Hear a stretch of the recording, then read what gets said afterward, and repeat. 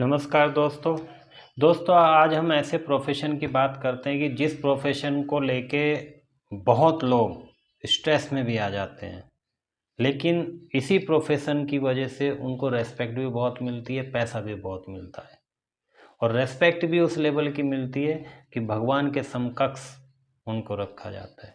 जी हाँ दोस्तों, हम डॉक्टरी की बात कर रहे हैं।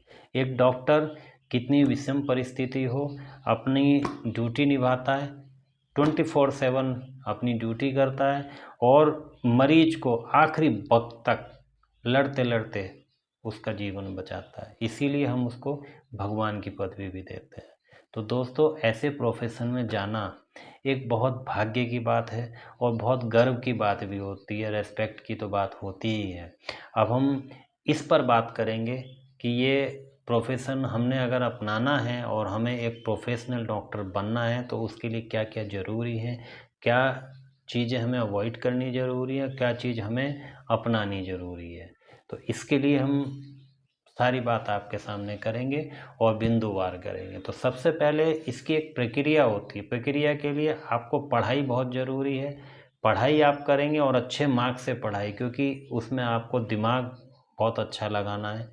फिर उसके बाद पढ़ाई करेंगे, पढ़ाई के बाद आप कंपटीशन क्लियर करेंगे। कंपटीशन क्लियर करने के बाद आप फिर से डॉक्टरी पढ़ाई करेंगे और डॉक्टरी की पढ़ाई करने के बाद आपको पता लगेगा कि मुझे किस स्ट्रीम में जाना है, क्योंकि एक डॉक्टरी केवल एक ही इंडस्ट्री नहीं है। डॉक्टरी बहुत सारी ब्रांचेस हैं, क्योंकि उसमें आप किस स्ट्रीम में जा रहे हैं। आप मेडिसिन में जा रहे हैं, आप सर्जरी में जा रहे हैं, आप दिमाग के डॉक्टर बन रहे हैं, आप साइकोलॉजी के डॉक्टर बन रहे हैं, आप वेंस के डॉक्टर बन रहे हैं, आप प्रेगनेंसी या मैटरनिटी के डॉक्टर बन रहे हैं।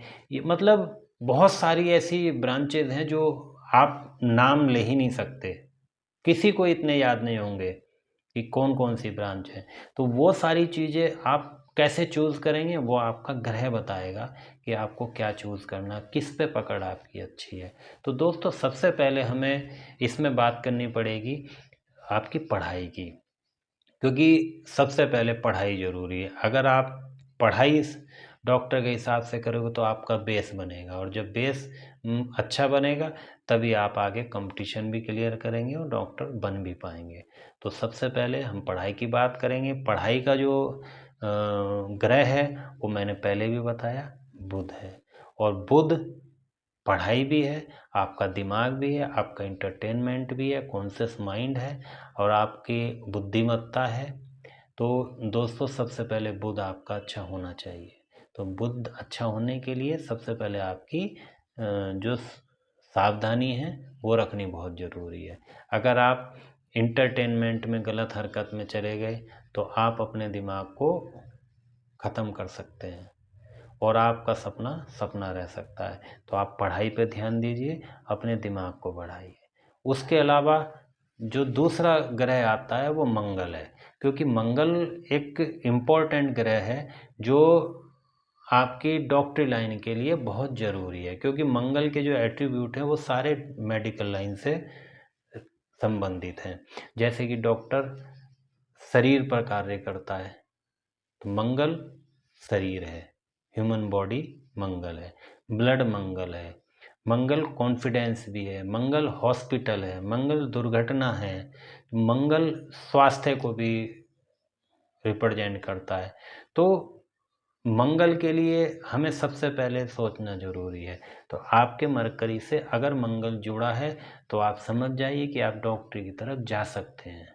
और डॉक्टरी की तरफ जब जाना है तो मंगल को यूटिलाइज़ करना आपका बहुत ज़रूरी है, क्योंकि मंगल टेक्निकल नॉलेज भी है, आपका कॉन्फिडेंस भी है, आपकी शक्ति भी है, एनर्जी भी है। लेकिन उसकी जो असावधानी है वो आपको सबसे पहले ध्यान रखनी है, क्योंकि मंगल गुस्सा भी है, लड़ाई विवाद भी है। तो आपको गुस्सा नहीं रखना, एंजाइटी बिल्कुल नहीं रखनी है, लड़ाई विवाद में नहीं पड़ना है। नहीं तो आपका मंगल वो निगेटिव होगा जो आपको वहाँ से दूर कर सकता है। इसके लिए सबसे अच्छा तरीका है कि बॉडी कॉन्शियस होना बहुत ज़रूरी है। अगर आप दूसरों की बॉडी का इलाज करने जा रहे हैं तो सबसे पहले आपकी बॉडी ठीक होनी ज़रूरी है। अगर आपकी बॉडी ठीक नहीं है तो आप दूसरे का इलाज नहीं कर पाएंगे। क्योंकि आपका कॉन्फिडेंस भी लूज़ होगा। तो सबसे पहले आपको क्या करना है कि डेली का आप नियम बनाइए। एक एक्सरसाइज आधा घंटा से 1 घंटे के बीच में एक एक्सरसाइज का आप ज़रूर बनाइए, चाहे वो जिम से हो, चाहे वो मेडिटेशन हो, चाहे वो पीटी हो, चाहे वो आपका फिजिकल कोई गेम हो जिसमें आपको पसीना आए। तो ऐसा आपको करना बहुत ज़रूरी है ताकि आपका मंगल पॉजिटिव काम करे। इसके बाद हम बात करेंगे, चंद्रमा की बात करें, क्योंकि मंगल एक डेस्टिनी ब्रेकर भी होता है। तो हम डेस्टिनी ब्रेकर की बात करें तो 4 ग्रह डेस्टिनी ब्रेकर होते हैं, मंगल, चंद्रमा, राहु और केतु। तो मंगल की हमने बात कर ली, अब हम बात करेंगे चंद्रमा की। तो चंद्रमा क्या है? चेंजेस हैं, आपका मूड है, आपके इमोशन है, आपका डर है, परिवर्तन है और यात्रा है। तो और केयर भी चंद्रमा है। तो चंद्रमा भी डॉक्टरी के लिए बहुत ज़रूरी है। तो उसके लिए हमें क्या करना है कि उसकी निगेटिविटी हमें दूर सबसे पहले करनी है। तो आपको मूड अच्छा रखना है, अपने इमोशन अच्छे रखने हैं, ज़्यादा सपने देखने की बात नहीं करनी, प्रैक्टिकल में ज़्यादा काम करना है। और चंद्रमा के लिए सबसे अच्छा काम होता है कि आप कहीं एक जगह बैठ के मत पढ़िए, थोड़ा सा मूड चेंज ज़रूर करिए। एटमॉस्फेयर भी चंद्रमा है, आप अपना एटमॉस्फेयर चेंज करिए। ऐसी जगह एटमॉस्फेयर आप बनाइए कि जहाँ पे आपसे 10% 15% ऊंचे लेवल के बच्चे हों, जो या तो सक्सेस हों या सक्सेस होने जा रहे हों। तो आपका जो एटमॉस्फेयर बनेगा वो आपका चंद्रमा अच्छा चंद्रमा माना जाएगा। जैसा आपका एटमॉस्फेयर वैसा ही आपका चंद्रमा बन जाएगा। तो सबसे पहले आप अपना एटमॉस्फेयर ठीक करिए। और चंद्रमा के लिए एक विशेष बात ये होती है कि आप अपना नेटिव प्लेस छोड़ के किसी दूसरे प्लेस पर चले जाएं तो वो ज़्यादा अच्छा काम करता है। इसके बाद आप राहु की बात करेंगे। राहु जो आज के समय में एडवांस टेक्नोलॉजी भी राहु है। तो एडवांस टेक्नोलॉजी तो आज के समय में बहुत ज़रूरी है, लेकिन उस टेक्नोलॉजी को आप गलत वे में यूज़ न करिए, क्योंकि राहु वहाँ निगेटिव हो सकता है। दूसरी बात होती है कि राहु को आउट ऑफ कल्चर काम करना बहुत पसंद है, अपनी परंपराओं को तोड़ के, धर्म को तोड़ के दूसरी तरफ जाने का बहुत पसंद है। तो इसके लिए आपको सावधानी रखनी बहुत ज़रूरी है कि आप गलत जगह पे काम ना करें। हमें क्या करना है कि हमें अपना नेटिव प्लेस छोड़ के आपको किसी दूसरे कल्चर में आप चले जाइए। दूसरे कल्चर मीन्स आप किसी प्रदेश में दूसरे कल्चर में पढ़ने चले जाइए या विदेश में पढ़ने चले जाइए, जहाँ पे आपकी कल्चर आपके पुरानी कल्चर से भिन्न है। तो वहाँ पे राहु आपका काम करेगा। और राहु आपकी आदत भी है, तो बुरी आदतों को आप बिल्कुल छोड़ दीजिए। राहु फोकस भी होता है, जो तीरंदाज होते हैं और कैमरा होता है वो सब राहु है। फोकस, तो राहु कह रहा है कि फोकस करिए। तो आपको फोकस्ड काम करना है, एडवांस टेक्नोलॉजी आपको यूज करनी है। आप अपनी वीडियो की क्वालिटी देखिए, आप अपने लैपटॉप, कंप्यूटर, इनमें सब में ऐप्स के थ्रू जैसे भी आप पसंद कर रहे हैं उसको पढ़िए, क्योंकि वो राहु है तो वहाँ पे उसको यूज करना। लेकिन हाँ, ये है कि आपको दूर जाना पड़ेगा, दूर जाकर पढ़ना पड़ेगा। चौथा डेस्टिनी ब्रेकर केतु होता है। केतु कट सर्जरी का कारक है, तो वो डॉक्टर के लिए ज़रूरी भी है। और केतु को अगर आप यूज़ नहीं करोगे तो वो आपकी पढ़ाई को भी कट करेगा, दिमाग को भी कट करेगा, बहुत सारी चीज़ें कट करने लग जाएगा। और मंगल जब आपके उसमें जुड़ा हुआ है मरकरी के साथ और केतु जुड़ जाएगा तो वो शरीर में भी कट लगाएगा। तो इसके लिए सबसे अच्छा काम होता है केतु को आप यूटिलाइज़ करेंगे। केतु को कैसे यूटिलाइज़ करेंगे दोस्तों? केतु रिसर्च है। तो सबसे पहले आपके अंदर एक आदत होनी चाहिए कि रिसर्च करें, अपने लेवल पर रिसर्च करने की। आप स्ट्रेटेजी बनाइए कंपटीशन के बारे में या अपनी पढ़ाई के बारे में, क्या मुझे करना है, कैसे करना, उसने कैसे किया, उसने सारी रिसर्च बना के आप एक नोट्स बनाना शुरू कर दीजिए। ये केतु है, रिसर्च। लिखाई केतु है, तो आप राइटिंग पे लगिए। आपको जो भी करना है राइट करना है, राइट करना है, राइट करना है, क्योंकि जितनी आप राइटिंग करेंगे उतना ही सबकॉन्शियस माइंड आपका एक्टिवेट होगा। और आपका सबकॉन्शियस माइंड ही आपके कंपटीशन के लिए या आपके डॉक्टरी के प्रोफेशन के लिए काम करेगा, क्योंकि इतनी मोटी मोटी किताबों को आप याद करके कभी डॉक्टरी नहीं कर सकते, ना ही कभी कंपटीशन पास कर सकते हैं। तो सबकॉन्शियस माइंड आपका बहुत ज़रूरी है। और केतु नेचर भी है, आप नेचर लवर होने चाहिए। नेचर की कोई भी चीज़ है, चाहे वो जीव हैं चाहे पौधे हैं, उनसे आपको लगाव रखना आवश्यक है, उनको आप नुकसान नहीं पहुंचाएंगे। और मैं बोलता हूं कि आप पौधे लगाइए, डेली आपके यहाँ गमले हैं या पौधे हैं तो उनकी कटाई छटाई करिए, क्योंकि कटिंग करना भी केतु है, सर्जरी है ना, कटिंग करना भी केतु है। तो आप उनके गले सड़े पत्तों को या टहनियों को काट के सही अपना शेप दीजिए, तो आप केतु सही करोगे। केतु स्पिरिचुअल पावर भी होता है, तो आपको ध्यान करना भी बहुत ज़रूरी है। दोस्तों, अगर आप मेडिटेशन करते हैं, ध्यान करते हैं, तो आपके 2 ग्रह सबसे बढ़िया होते हैं, क्योंकि केतु वो भी ध्यान है और चंद्रमा भी ध्यान करने से सही होता है, क्योंकि मन आपका ध्यान में लग रहा है। ध्यान से वैसे तो सारे ही ग्रह अच्छे होते हैं, तो आपको थोड़ी देर ध्यान लगाना बहुत ज़रूरी है। ये सब चीज़ करने के बाद अब हम बात करते हैं कंपटीशन की। तो मेडिकल लाइन में जो कंपटीशन होता है उसको बोलते हैं नीट।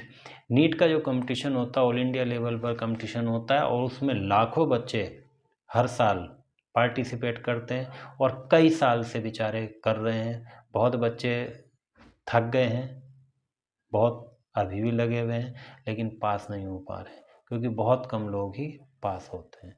तो उसके पीछे हमें कुछ थोड़ी सी जड़ पकड़नी ज़रूरी है कि ऐसा क्या कारण है कि वो उसमें रह जाते हैं।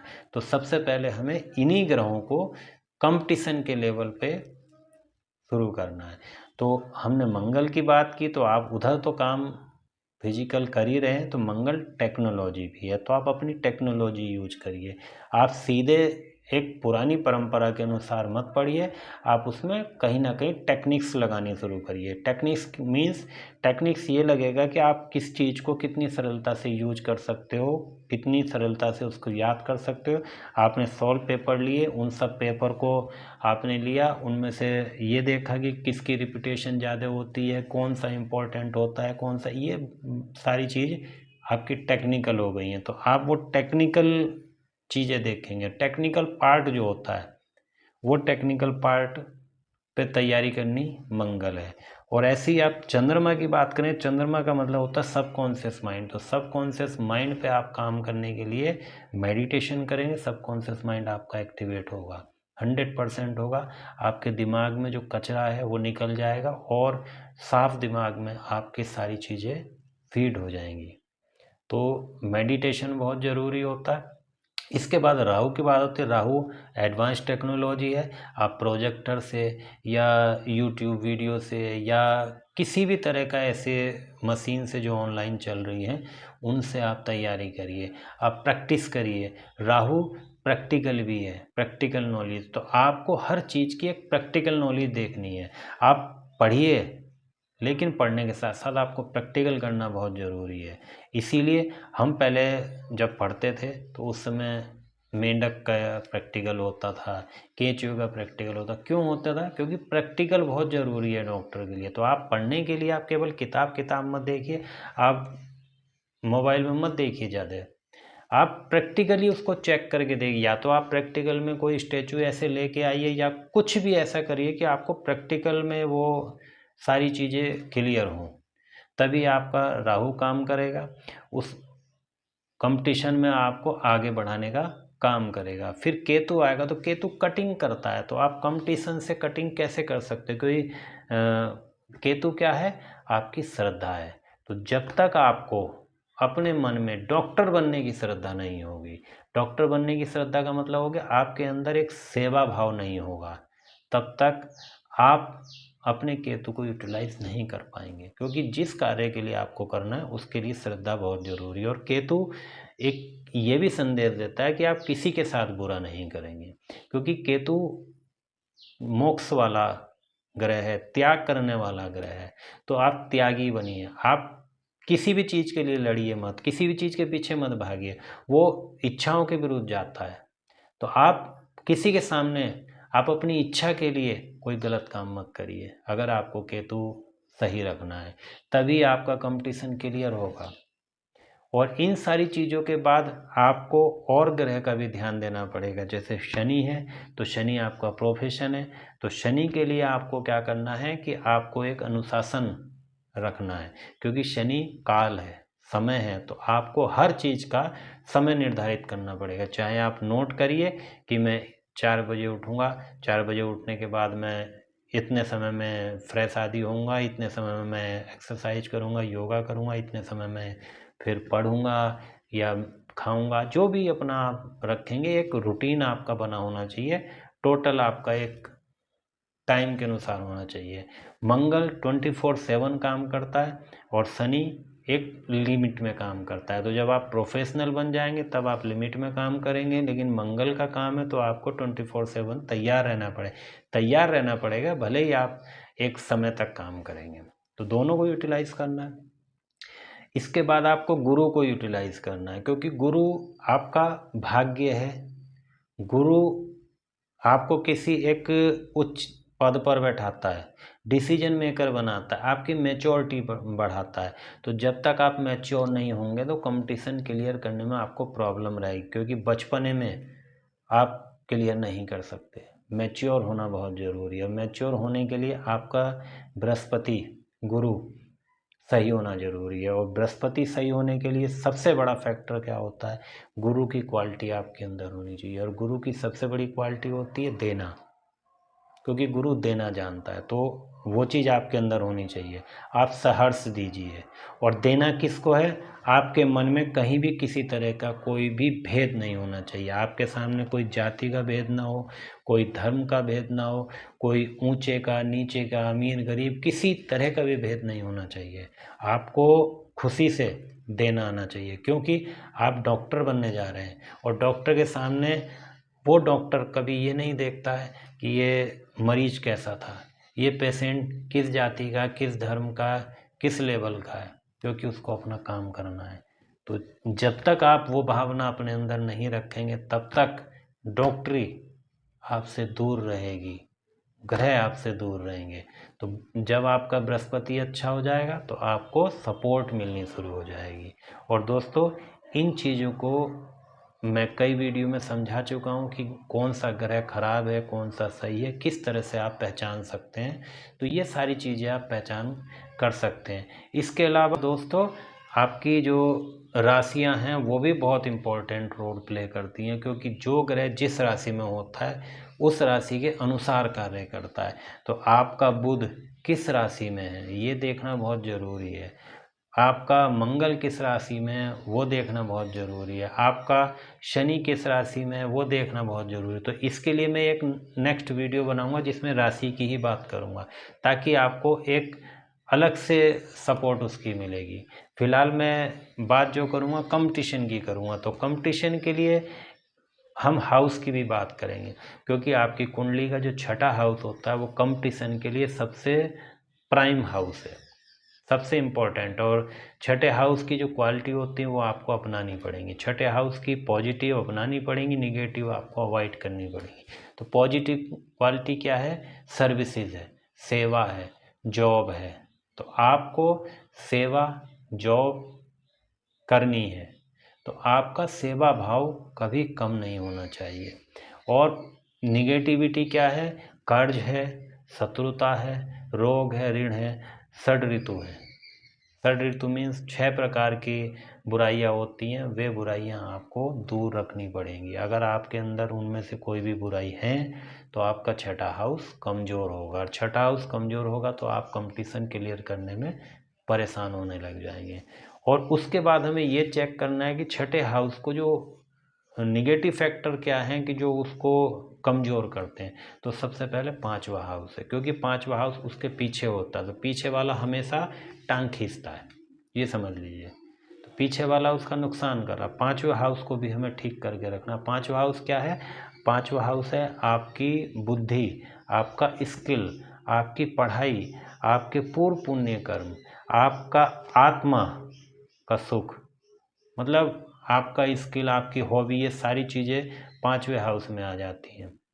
आपके इष्ट देव भी 5वें हाउस में आ जाते हैं। तो आपको छठा हाउस अगर अच्छा करना है तो पांचवा हाउस आपको अच्छा करना बहुत ज़रूरी है। उसके लिए क्या है कि आपको पढ़ाई करनी है, आपको अपना स्किल यूज करना है, आपके अंदर जो टैलेंट है वो यूज करना है, आपको एडवांस नॉलेज है वो किसी से लेनी भी है, क्योंकि एडवाइस का भी है। तो किसी की एडवाइस अगर मिल रही है तो उसको इग्नोर मत करिए, आप जरूर लीजिए। पांचवा हाउस आपके इष्ट देव का, अपने इष्ट देव का ध्यान हमेशा करिए। पांचवा हाउस जो होता है वो सूर्य का भी होता है, तो सूर्य वैसे भी बहुत ज़रूरी है मेडिकल लाइन के लिए। सूर्य सबसे पहले जरूरी है, सूर्य लाइफ देने वाला होता है, लाइफ है। तो सूर्य के लिए आप क्या काम है कि आप अपने पिता की रेस्पेक्ट करिए, और आप डेली जब आप मेडिटेशन कर रहे हैं या ध्यान कर रहे हैं तो थोड़ी देर आप 10 मिनट 5 मिनट सूर्य की लाइट में माथा सामने करके आप जरूर बैठिए, ताकि वो माथे पर आपके सूर्य की लाइट पड़े, और उनको नमस्कार करिए। क्योंकि सूर्य जो सही होते हैं उनका सबसे अच्छा जो उपाय है नमस्कार है। क्योंकि सूर्य नमस्कार इसीलिए बोला जाता है क्योंकि जो चढ़ता हुआ होता है उसी को नमस्कार किया जाता है। सूर्य नमस्कार करिए, उनसे मन मन में बात करिए, तो सूर्य आपके अच्छे होंगे, पांचवा हाउस आपका अच्छा होगा। इसमें एक निगेटिव फैक्टर छठे हाउस के लिए जो लगता है वो 12वां हाउस लगता है, क्योंकि 12वां हाउस हॉस्पिटल का है और छठे के बिल्कुल सामने होता है, मतलब 7वां होता है। तो 12वां हाउस उस पर इम्पैक्ट करता है। तो 12वें हाउस के काम आपको पॉजिटिव काम करने हैं, निगेटिव काम से आपको बचना है। तो पॉजिटिव काम में पहले आप बता देता हूँ आपको। पॉजिटिव काम है त्याग, मोक्ष, मुक्ति। तो आपको बुरी आदतों से मुक्ति ले लेनी है, उनको त्याग कर देना है। अपनी बुरी आदतों को त्याग कर दीजिए। दान 12वां हाउस है, तो आप दान करिए। दान करने का मतलब है आपके पास जो भी चीज़ है वो देने की प्रवृत्ति आप रखिए। त्याग है तो आपको देने की प्रवृत्ति होनी चाहिए। आपके पास जो ज्ञान है आप ये मत सोचिए कि मैं ये चीज़ उसको क्यों बताऊं, क्योंकि मुझे कंपटीशन पास करना है, उसे बता के तो वो पास कर लेगा। नहीं, आप अपनी भी उसको बताओ, क्योंकि वो अगर पास करेगा तो ये समझिए कि ईश्वर आपको उससे पहले पास कराने की सोचेंगे, क्योंकि आपकी वो इंटेंशन देखें। यही 12वां हाउस है। 12वां हाउस नुकसान का है, तो आपको नुकसान से बचना है। तो नुकसान से बचने का सबसे अच्छा तरीका है 12वां हाउस इन्वेस्टमेंट का भी है, तो आप इन्वेस्ट करिए। आप अपने ज्ञान को इन्वेस्ट करेंगे दूसरे पे, तो दूसरा आपको कहीं ना कहीं किसी न किसी रूप में ब्याज के आएगा। आप उस ग्रह को समझिए जो 12वें हाउस में बैठा है, आप 12वें हाउस को समझिए, उसके साथ काम करिए। 12वां हाउस आपके घर से दूर भी होता है, वैसे थर्ड हाउस होता है घर से दूर, लेकिन 12वें हाउस को भी विदेश का बोला जाता है। तो यदि अगर आपने इतने अटेम्प्ट किए हैं और आप क्लियर नहीं कर पा रहे, तो कहीं ना कहीं ऐसा हो सकता है कि आपका 12वां हाउस इम्पेक्ट कर रहा है। तो आप एक एग्ज़ाम की तैयारी आप अपने घर से दूर जाके करके देखिए। आप टोटली 1 साल के लिए आप अपने घर से दूर जाइए, बीच बीच में आ जाइए, कोई बात नहीं है, लेकिन दूर जाके आप एक बार तैयारी करिए ताकि आपका वो इम्पैक्ट ख़त्म हो। उसके बाद अस्पताल का हाउस भी 12वां ही है, तो अस्पताल में आपको जाना है तो आपको ये बहुत इम्पोर्टेंट है। लेकिन आपको अस्पताल में निगेटिव होकर नहीं जाना है, मतलब मेरा कि आप बीमार होकर नहीं जाएंगे। तो अपनी बीमारी आप ठीक कराइए, बीमार नहीं होने चाहिए। और हॉस्पिटल में जाने वाला व्यक्ति कोई अगर आपके सामने है तो आप उसकी हेल्प ज़रूर करें, बिना किसी लालच के आप उसकी हेल्प करिए। तो ये आपको एक पॉजिटिव इम्पैक्ट ज़रूर डालेंगे। और काफ़ी चीज़ें मैंने आपको बता दी हैं। इसके अलावा आपका 10वां हाउस भी है, उसके अलावा आपका 8वां हाउस भी है, पहला हाउस भी है। सारे काम करते हैं क्योंकि सारी कुंडली काम करनी है। तो आप सबसे पहले आप अपना ये देखिए कि हमें करना क्या है, उसके लिए आप तैयार होइए। जब आपकी श्रद्धा उसके लिए बनेगी तो धीरे धीरे आपका सारा सब कुछ बनने लगेगा। प्रैक्टिस आप उसी हिसाब से करने लगेंगे और भगवान आपको ज़रूर पास कराएंगे। अगली वीडियो का मेरा ध्यान रखिए, मैं अगली वीडियो बहुत जल्द आपको दूंगा, जिसमें आपको मैं बात करूंगा राशियों की, क्योंकि राशि बहुत ज़रूरी। मैं उदाहरण के लिए आपको बता देता हूं कि जैसे शनि आपके जिस राशि में बैठते हैं उस राशि के एट्रीब्यूट के अनुसार ही आपका प्रोफेशन चल पाएगा, अन्यथा नहीं चल पाएगा। जैसे कि आपके शनि अगर मेष राशि में बैठे हैं तो कहने के लिए शनि वहाँ पे निगेटिव हो जाते हैं। क्यों? क्योंकि वो नीच के हो जाते हैं। लेकिन जो मेष राशि होती है वो एडमिनिस्ट्रेशन की होती है, सीईओ की होती है, आईएएस पीसीएस की होती है।